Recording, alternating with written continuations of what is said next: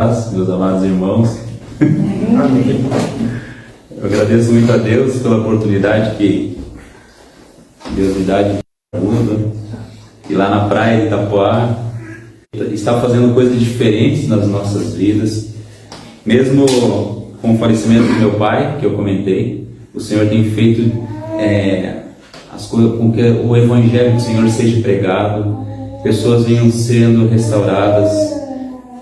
Uma das coisas que eu não comentei ontem é que a nossa igreja ela tem 3 viúvas recentes, mãe e mais 2 mulheres. E é interessante porque eu lembro que 2 delas elas estavam bastante abatidas, e através da pregação, através dos cultos, elas hoje estão motivadas. Versículo 1 ao 3.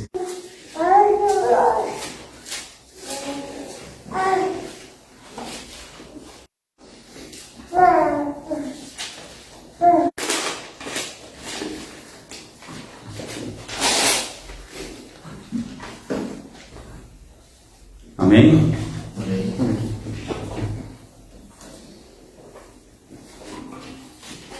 No livro de 2 João, versículo 1, a palavra de Deus diz assim: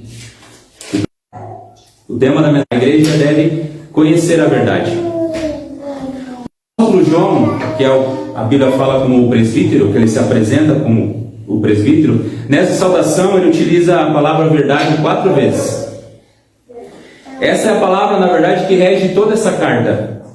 A igreja estava sendo bombardeada por falsos mestres, por falsos pastores, por falsos líderes, que a Bíblia fala que eles saíram de dentro da igreja, abandonaram a sã doutrina itinerante e percorriam as igrejas, as heresias, negando a divindade e a humanidade de Cristo. O pastor Daniel, hoje, ele até comentou conosco que muitas vezes desqualificar aquele que está pregando o Evangelho. Aconteceu comigo recentemente de eu estar falando do Evangelho para um menino que está indo numa igreja que eu considero herética, porque prega misticismo, prega outras coisas que não tem nada a ver com o Evangelho do Senhor. E eles começaram, e os líderes deles procuraram ele e tentaram me desqualificar, falando que eu sou calvinista, que eu tenho pensamentos que são contra a palavra de Deus. E o que acontece? Eu senti que esse menino ele se afasta cada vez que você tenta conversar com ele. Como o pastor Daniel falou, muitas pessoas, depois de um tempo, elas abandonam aquela falsa igreja e elas odeiam as duas. Tanto a igreja bíblica quanto a igreja falsa. Elas não querem mais saber do Senhor. E eu quero que os irmãos entendam que a verdade ela é muito importante. Até ontem o pastor falou sobre isso. Que independente daquilo que a gente sente, que a gente pensa, a verdade ela é o mais importante. O relativismo ele afirma que existe apenas opinião. Eu ouço em tudo que é lugar isso daí. Essa é a tua opinião. E esta é a minha opinião. Respeite a minha opinião. Não, mas está escrito na palavra. Não, essa é a tua opinião. Eu entendo esse texto de maneira diferente. Essa aqui eu acho que você já conhece, né? Isso é um 6 ou é um 9? Já viu essa imagem na internet, né? Isso é um 6 ou um 9? Na internet está escrito assim: só porque você está certo não significa que eu estou errado. Você apenas não viu a vida do meu lado. Mentira. Eu desenhei um 6. Mesmo que você diga que isso aqui é um 9, é um 6. A verdade ela não pode ser jamais relativada. Eu não posso pegar a verdade e dizer assim, não, para mim isso aqui é um 9. Então nós temos que compreender que o relativismo é um gás invisível, inodoro e mortal que ataca a humanidade. Por que a verdade está sendo tão corrompida no nosso... Mas o que é a verdade? O que é o que o apóstolo João... Fritz Heinecker, ele diz que a palavra grega aletheia, verdade, aqui se refere a realidade e significa aquilo que é real, saber o próprio Deus. O Ernest de Borges diz que a verdade é a realidade do Deus verdadeiro e vivo, em contraposição a todas as imagens de Deus produzidas pela sabedoria humana e invenção pessoal. Deus é a verdade. Jesus Cristo é a verdade. A tua palavra é a verdade. João 17, versículo. O Espírito que habita em nós também é o Espírito da verdade, a palavra de Deus nos diz. João 16, 13. Quando é, porém, o Espírito da verdade, ele mesmo, mas dirá tudo o que tiver ouvido e nos anunciará as coisas que hão de vir. E é interessante também porque ele nos capacita a conhecer essa verdade também. Vou dividir isso em 4 pontos. O primeiro, nós, como cristãos, especialmente a verdade acerca de Cristo. Se continuarmos lendo, nós vamos ver que eles estavam tentando desqualificar Cristo. João Stott, ele disse que a comunhão é a virtude da comunhão da fé. 23 fala: ora, o seu mandamento é este, que creiamos em o nome do seu Filho, Jesus Cristo, e nos amemos uns aos outros, segundo o mandamento que nos ordenou. Depois que João anunciou o seu verdadeiro amor à igreja, ele afirmou que essa saudação era verdadeira, e também para todos aqueles que conhecem a verdade. Somente o pastor deve conhecer a verdade? O apóstolo João aqui está nos dizendo que nós precisamos conhecer a verdade. A verdade, ela é objetiva. Ela é um conteúdo a ser aprendido e também ser assimilado, como está lá em João 8, 31, 32. Jesus dizia: "Sereis meus discípulos e conhecereis a verdade, e a verdade vos libertará." Nós não devemos apenas conhecer a verdade, mas também amar a verdade e viver também por amor a essa verdade. Conhecer a verdade é mais do que nós concordar com um conjunto de doutrinas. O que acreditamos é a base para a nossa vida. Hoje nós estávamos, até ontem, estava conversando sobre cosmovisão. O que nós pensamos sobre Jesus? Cristo é Deus. Jesus Cristo veio e morreu na cruz e ressuscitou? Ou ele foi apenas um mestre, meio, que nem diz, ou se ele não for filho de Deus, ele é um lunático, não é? Ele foi alguém só perfeito que veio cumprir um plano lá, daí roubaram o corpo dele e depois disseram que ele... Agora, se eu separo, não, isso é santo, isso não é santo. Isso é do mundo, isso é do mundo. Então, lá eu posso fazer do meu jeito. Então eu vou agir de forma diferente, não é? Se Cristo não for Deus Filho, não existirá base. Na filosofia, a cosmovisão é um cômodo da casa, mas na verdade ela é o alicerce, ela é a base da nossa vida. Não existirá alicerce para o cristianismo e para aquilo que estamos vivendo, que contém nossas crenças fundamentais, da física, da epistemologia, da ética e da antropologia. Tentamos e julgamos que controla todas as coisas. Nós não aceitamos que nós estamos vivendo aleatoriamente, que o mundo está um caos, que não tem controle nenhum, que a gente não sabe o que vai acontecer amanhã.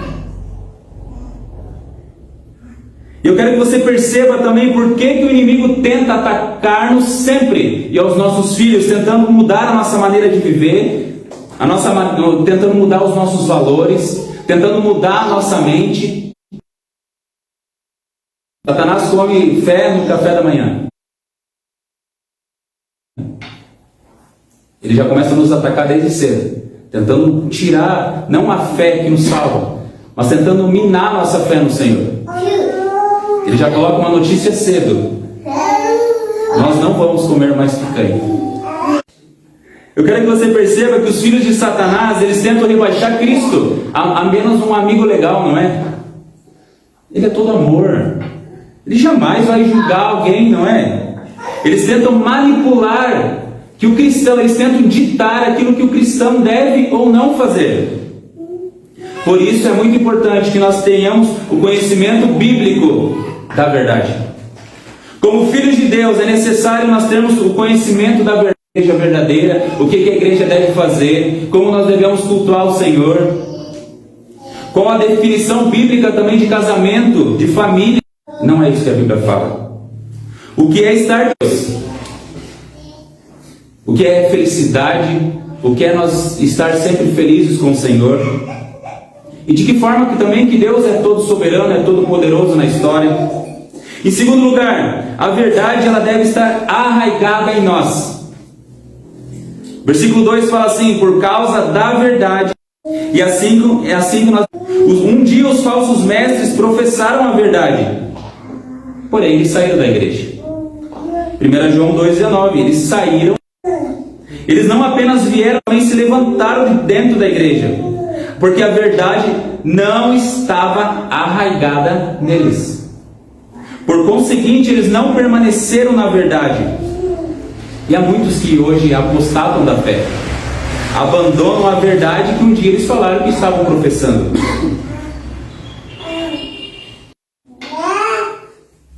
Herbert Campos, enquanto a maioria das pessoas, enquanto fala que Deus é soberano sobre os astros, sobre a terra, tudo bem.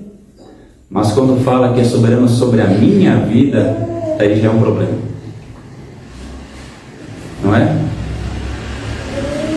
Esse é o atributo mais odiado de Deus. E nós não devemos. Vida e morte estão em suas mãos. Não é? Mas quando vem algum problema para nós, Senhor, se aquele médico tivesse sido mais rápido, não é? Se aquele enfermeiro tivesse... Naquele momento, às vezes, a dúvida, não é? Mas nós temos que entender que na presença de Deus ninguém tem direito à vida.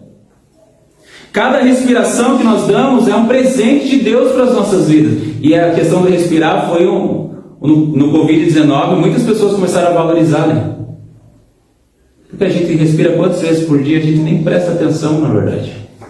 E cada respiração que a gente dá é um presente de Deus para nós. Cada batido do nosso coração também, a gente não merece isso. De nós merecemos alguma coisa que vem do Senhor? Por causa da graça de Deus, por causa do amor de Deus, é que nós não somos consumidos. Tiago 4, versículo 13 ao 15, fala assim: ouçam agora vocês que dizem, hoje ou amanhã iremos para esta ou aquela cidade, passaremos um ano ali, faremos negócios e ganharemos dinheiro. Vocês nem sabem o que lhes acontecerá amanhã. O que é a sua vida? Vocês são como a neblina que aparece por um pouco de tempo e depois se dissipa. Ao invés disso, devemos dizer, se o Senhor quiser, viveremos e faremos isso ou aquilo. E para o cristão isso é maravilhoso, não é? Nós podemos fazer muitos planos, mas a resposta certa, ela vem do Senhor. E Deus é maravilhoso. O Senhor, eu pedi para o Senhor um milagre, que Deus desse mais tempo de vida para ele. Pedi para o Senhor um milagre. E Deus me mostrou naquele momento que a vida do meu pai tinha sido um milagre. Cada momento das nossas vidas é um milagre. Eu, por exemplo, eu tenho 36 anos hoje. Tinha 1 ano e pouquinho, fui desenganado pelos médicos. Da misericórdia do Senhor que ainda eu estou aqui. E existe melhor conforto do que isso para os filhos de Deus? Que o Senhor cuida de todas as coisas, que o Senhor nos guarda, que não importa quem seja o governo desse país, todos da cabeça estão... Isso não é maravilhoso? Em terceiro lugar, devemos permanecer na verdade. Versículo 2, parte final, estará para sempre. A verdade, ela deve permanecer em nossas vidas, não apenas hoje e amanhã, esse ano, até o final do ano, mas sempre. Não basta nós começarmos bem, nós começarmos estudando a palavra de Deus, e de repente no começo do ano eu não quero mais saber disso. Nós precisamos terminar. Paulo, ele fala que nós devemos de todas as coisas. Não apenas um complexo conjunto de doutrinas, mas nós devemos conhecer a verdade da palavra, conformados a esta. E esse processo dura quanto tempo? 1 ano, 2 anos, 3 anos? a vida toda. Mas é tão bom que o Senhor Jesus ele nos fala assim, Mateus 28, versículo 20. Filipenses 1,6 fala: estou plenamente certo, a obra em vós há de completá-la até o dia de Jesus Cristo. Ele vai completar essa obra nas nossas vidas. Por isso a verdade deve permanecer em nós, na nossa maneira de pensar, na nossa maneira de falar. Quantas vezes nós passamos por momentos difíceis? Que nem sempre falo, muitas vezes nós estamos excelentemente bem aqui, todos sorridentes, comendo lanche, tomando Coca-Cola, mas a gente não sabe o que vai vir amanhã, não é? Quantos são os motivos, muitas vezes, às vezes nos fazem pensar até em desistir, não é? Angústias, tristeza. Quantas são as noites que nós passamos tristes, chorando, angustiados? E a nossa maneira de entender isso fará toda a diferença para nós lidarmos com esse problema.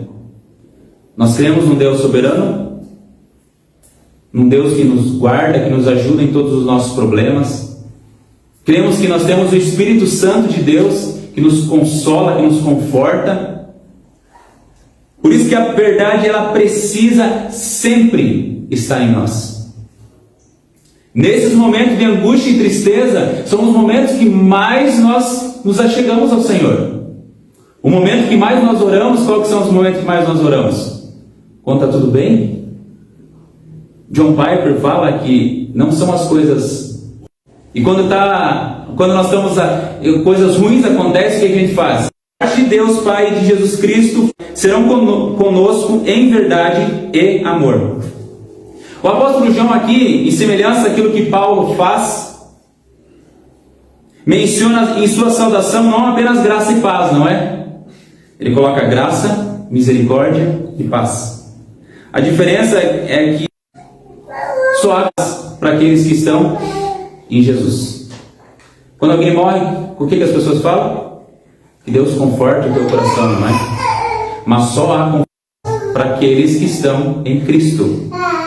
John Stott ele afirma assim, que a graça e misericórdia são expressões do amor de Deus.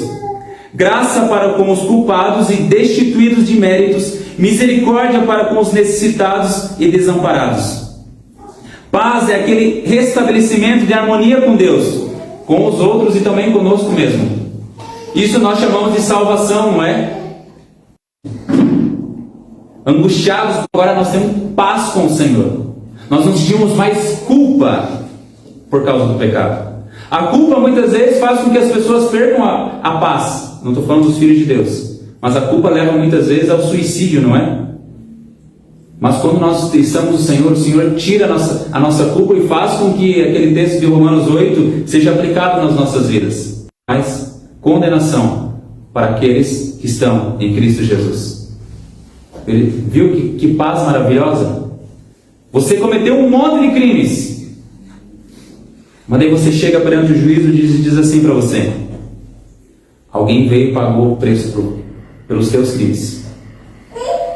Não há mais condenação para você. Está limpo aqui aquilo que você fez. Juntando os termos, paz indica o caráter da salvação, misericórdia a nossa necessidade dela, e a graça a livre provisão que dela Deus fez em Cristo. Simon Kistemaker diz assim, que a graça remove a culpa, a misericórdia remove a miséria, e a paz expressa a continuidade da graça e da misericórdia. E nós podemos compreender que graça e misericórdia são diferentes, não são? Graça é o que Deus nos dá e nós não merecemos. Misericórdia é o que Ele não nos dá e nós merecemos. Alguém de nós aqui merece salvação? Merece ser salvo? É digno de ser salvo? Mas Deus nos dá de graça, não é? Diferente da música que fala que nós temos que pagar o preço para morar no céu. Se tivesse que fazer isso, nós não seríamos salvos, não é? Nós merecemos o castigo e a ira de Deus. Que nem o pastor Daniel hoje falou, os anjos gostariam de fazer justiça, não é? Ah, Estevão, Senhor, será que eu posso lá com a minha espada? Mais ou menos o que ele falou, né? Porque os anjos odeiam o pecado. Odeiam aquilo que é mal, não é? Porque eles estão na presença do Santo, Santo, Santo. E nós, quando nós somos salvos pelo Senhor, nós também não começamos a odiar o pecado, aquilo que é ruim, aquilo que é mal. Por exemplo, o Paul Washer, ele fala que se você ama bebês, você odeia o aborto. Por obras, nós não somos salvos por obras, mas essas obras testificam que nós somos salvos pelo Senhor, não é? A verdade, ela tem que ser vista em nós. A maneira de se vestir, a maneira de agir, a maneira de falar, a maneira de pensar, a maneira como nós tomamos nossas decisões. Jesus orou a noite inteira para escolher os seus discípulos. Às vezes, para nós tomarmos as decisões mais importantes das nossas vidas, Pastor Abner, ora por mim, tá bom? Que eu vou assistir uma série agora. Aqui não acontece, com certeza não. Mas digamos, muitas vezes nós tomamos esse tipo de atitude. Nós pedimos, irmãos, orem por mim, que eu vou ter que tomar uma decisão, mas eu não oro. Na antiga aliança, no pacto de obras, a lei foi gravada em tábuas de pedra. Na nova aliança, a lei foi gravada no nosso coração. Jeremias 31:33 fala, porém, a minha lei no íntimo deles, escreverei nos seus corações, serei o Deus deles e eles serão o meu povo. Tem um exemplo, uma vez eu ouvi, que é do professor de física avançada. Quantos aqui gostam de física avançada? Eu quero que você imagine agora uma matéria impossível. Tem o grupo 1 e tem o grupo 2. Todos eles estão extremamente preocupados, porque eles têm certeza que eles vão reprovar. É uma matéria extrema. O professor chega no primeiro dia de aula e diz assim, turma, e fala assim, é muito difícil, você sabe, vocês vão ter que se esforçar o máximo que vocês puderem. Vocês vão ter que, muitas vezes de noite, vão ter que estudar. Vocês vão ter que tirar horas do seu dia, de horário do almoço, se vocês trabalham, para estudar. Vão ter que fazer o melhor de vocês, para vocês tentarem passar. E mesmo assim é difícil. Todo mundo ali já está tremendo, né? Mas ele fala assim, mas eu tomei uma decisão que eu vou passar todos vocês. O grupo 1, que odeia a matéria, quando o professor sai da sala, eles pegam os livros, jogam no lixo e falam, se a gente vai passar, então não tem problema, não é? Para que estudar? Para que ler? Para que tentar entender essa matéria se nós vamos passar? Para que vir aí nas aulas também? Faz diferença alguma? O grupo 2, ele ama aquela matéria. Ele tem desejo de aprender. Eles abraçam os livros e falam, nossa, que maravilha, não é? A gente não precisa fazer nada para nós aprendermos a matéria. Para nós passarmos de ano. A gente pode aprender essa matéria porque a gente gosta mesmo, a gente pode se divertir, a gente pode pegar exemplos, não é? A gente pode estudar de noite, de meio-dia, de manhã, de tarde, isso vai ser prazeroso, não é? Não vai precisar ter nota. Qual dos dois grupos que foi salvo pelo Senhor? Assim é quando nós somos salvos pelo Senhor. Nós não estamos fazendo algo para nós sermos salvos, mas nós fazemos algo porque nós amamos o Senhor. Nós amamos ler a Bíblia, nós amamos orar, buscar o Senhor. Quando nós estudamos um pouquinho mais a palavra, nós estamos fazendo isso para sermos salvos. Quando nós decidimos com o nosso coração, com a nossa vontade de não falar mais palavrão, nós fazemos isso para sermos salvos. Quando nós decidimos não assistir mais filmes que são impuros, que não agradam a Deus, séries, novelas, ver para a glória de Deus.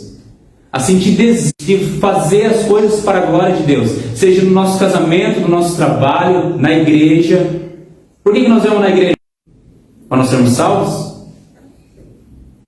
Amamos estar reunidos, amamos aprender da palavra do Senhor. É que nem eu estava conversando, a questão, quando nós somos salvos do Senhor, parece que vem o amor grande, a humildade, não é? Porque a gente não se sente capaz muitas vezes. A gente vê uma pessoa, por exemplo, que prega bem, a gente diz, nossa Senhor, como eu gostaria de entender assim a palavra, a Bíblia numa folha. Eu estou esperando isso.